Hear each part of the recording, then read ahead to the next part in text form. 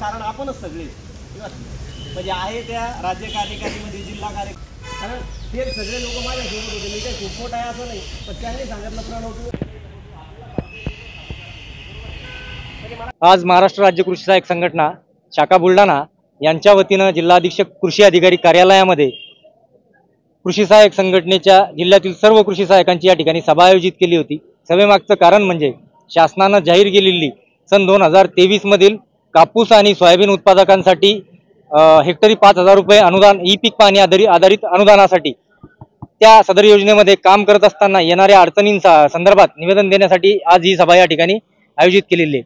सदर योजनेमध्ये ई पीक पाहणीच्या याद्या या परिपूर्ण नसून त्या याद्या परिपूर्ण नसल्यामुळे गावामध्ये शेतकऱ्यांकडून कृषी सहाय्यकांना मारहाणीचे प्रकार होत आहेत.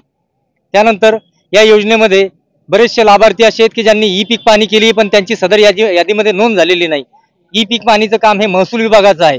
या याद्या महसूल विभागाकडून कृषी विभागाला प्राप्त झालेल्या आहेत. त्या परिपूर्ण याद्या प्राप्त झाल्याशिवाय आणि या योजनेतल्या इतर अडचणी सोडवणूक झाल्याशिवाय या योजनेवर संघटनेकडून बहिष्कार टाकण्यात आलेला आहे. जोपर्यंत शासन किंवा प्रशासन या योजनांची सोडवणूक करत नाही तोपर्यंत संघटना बहिष्काराच्या भूमिकावरती ठाम आहे. सहाय्यक संघटना यांची जिल्हा अधीक्षक कृषी अधिकारी कार्यालयासमोर आज आढावा बैठक घेतलेली आहे की जी ही योजना आहे ई पीक पाहणी आणि शेतकऱ्यांना जे 5,000 रुपये अनुदान मिळणार आहे, तर यामध्ये खूप साऱ्या अशा तांत्रिक अडचणी आहे की ज्या आणि जे कृषी सहाय्यक आहे ते ग्रामीण पातळीवर त्यांना सगळ्यांना त्याला सामोरे जावं लागत आहे आणि ह्या अडचणी आमच्या सगळ्या सोडवल्या पाहिजे.